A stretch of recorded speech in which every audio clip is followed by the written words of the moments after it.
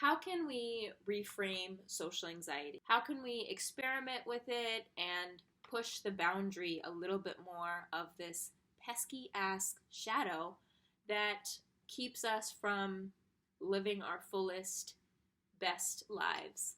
I really love the perspective that any challenge that we're facing, whether it be social anxiety or depression or really any other challenge in our lives, we can list a myriad of them in any given moment.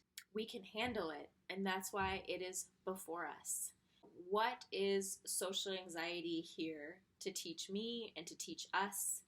And in reflection of my own dwelling with social anxiety is related to the concept of masking, which is the process of us essentially changing or masking parts of our natural personality in order to conform with social pressures or biases. It gets me asking, what am I masking? Which masks am I wearing in different situations, especially the ones that bring me the most anxiety? What am I trying to prove? And what am I attached to?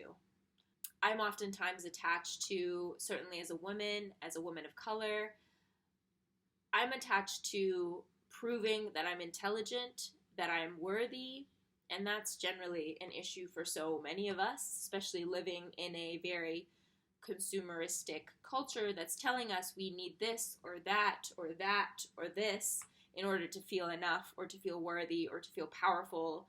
There are times when I'm anxious, trying to conceal certain emotions that are oftentimes not that acceptable in our culture. Emotions that are oftentimes concealed or masked are anger, frustration, sadness, embarrassment, fear, anxiety, thereby compounding the anxiety. Anxiety over anxiety is a lot. Sadness is a big one too. We live in a culture that says be positive, be happy, be joyful, when sadness is a huge part of the human experience, and we cannot have joy without sadness. How can we not be sad when literally every second of every day, one of us is killing another one of us somewhere in the world? And we feel this. We feel this beyond our consciousness. We feel this at a deep, sacred level. From a micro perspective to a macro perspective, there are plenty of reasons to feel sad. Can we intentionally create contained time for us to feel our emotions, especially the emotions that we're pressured to hide in the outside world, and even perhaps in some of our closest relationships where people don't want to hear us talk about our sadness or people don't want to see us cry? If that happens, it's likely that that person is just as uncomfortable with their own sadness as they are with yours, and your sadness is likely invoking that discomfort. And that's how we tend to be. If we are so uncomfortable with our own feelings, we get really uncomfortable seeing those feelings reflected in other people.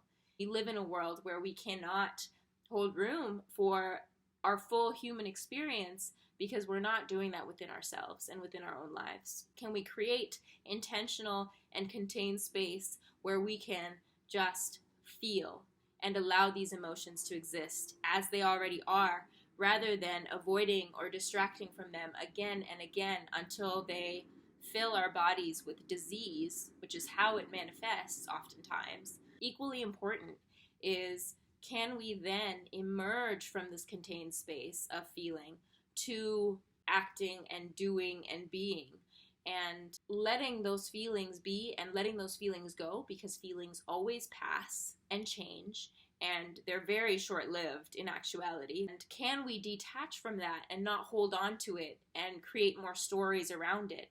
So can we emerge from those feelings and move on? In relation to social anxiety, I've also been asking myself, what am I ashamed of? This is a heavy question. It definitely inspires us to look at the thing that we're ashamed of and where it lives in our bodies and how it's influencing our behavior and our thoughts of ourselves and our thoughts of other people. Shame is another human emotion.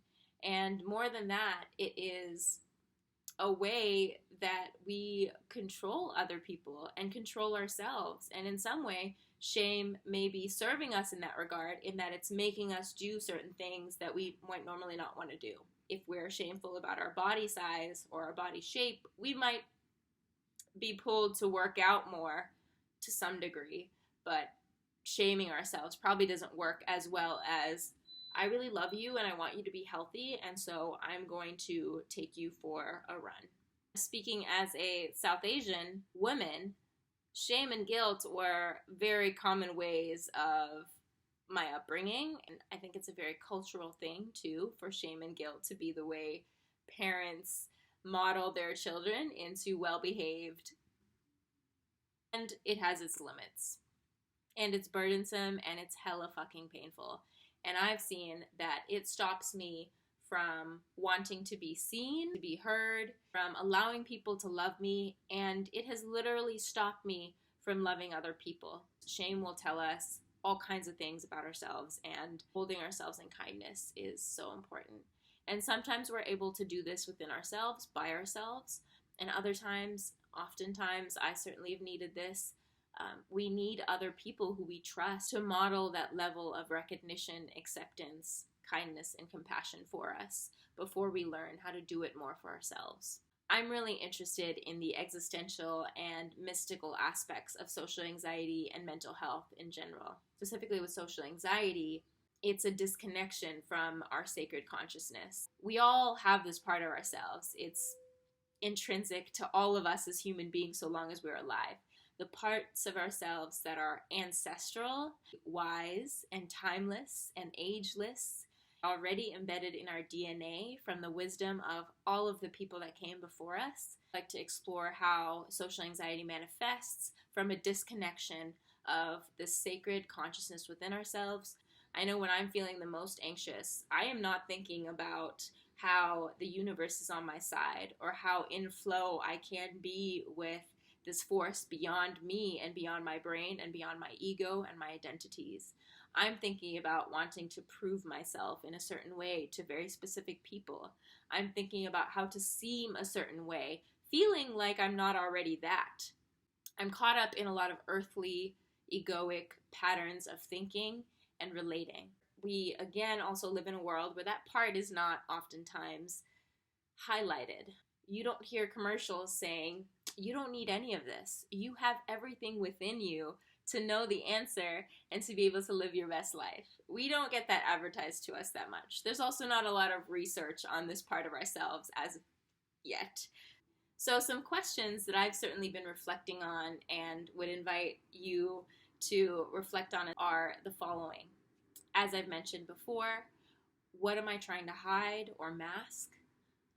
Especially in situations that make me or you the most anxious. Knowing these situations too, from the ones that incite the least anxiety in you to the most anxiety, is incredibly illuminating. Have an idea of, okay, which situations are the least anxiety provoking, which ones are the most, so that you can distinguish different situations in your life and draw the feedback from each that might be relevant to figuring out and learning more about where these feelings might be coming from. Some other questions: what am I ashamed of? And how do I cope with this shame? Substance use and abuse is a very common partner to social anxiety, and so is depression, understandably, because social anxiety is very much rooted in, at times, inadequacy and isolation. As social creatures, as creatures built to be loved and to love, we can very much have a really hard time with this and then cope in a way that actually makes it more severe. Knowing these aspects of yourselves that you feel shameful of is really the first step to release that shame. And in doing so, what would it be like to name what you're shameful of or what you're hiding with someone who you trust who doesn't know about this challenge of yours? What would that be like? It might be absolutely petrifying. It might create more space within you to be with your feelings about it. It may air it out a little bit in a way that feels less burdensome for you. It's so important when we're struggling to just know and trust that we are not alone. There are 7+ billion people in the world, and so many other people are experiencing so much of what you're experiencing, and sharing your challenges with other people that you trust, that are kind and that are loving towards you, is really important to not holding it in within yourself. This is my favorite question. What would that part of you that is wise beyond your life currently, intrinsically knowing, it may be an ancestor of yours, what would that part say to you in the moments of your deep anxieties? Oftentimes, we are either not aware of what we're telling ourselves every moment of the day, or when we are aware of it, we notice that, wow, I'm actually kind of a bitch to me. That's a very common thing. We're internalizing a lot of messages that we hear outside, criticizing ourselves. Part of this practice is strengthening the voice within us and the dialogue within us that can be empowering and supportive and self-loving and self-caring. And so this question specifically is a way to strengthen that voice over the voice that's telling us we're not good enough and we need to be anxious about being with these people, or I need to seem a certain way more than I am naturally. It's really important to choose the voices that we want to give energy to. It puts things into perspective, and I would highly recommend trying it out. I wish you so much peace and power in whatever challenge that you're faced with, that you are meant to overcome. I would absolutely love to hear from you too. What resonates? What would you like to see more of? What kinds of themes would you like to see explored in the Moon Times? I am attentive to all of those things and would love to hear from you as a subscriber.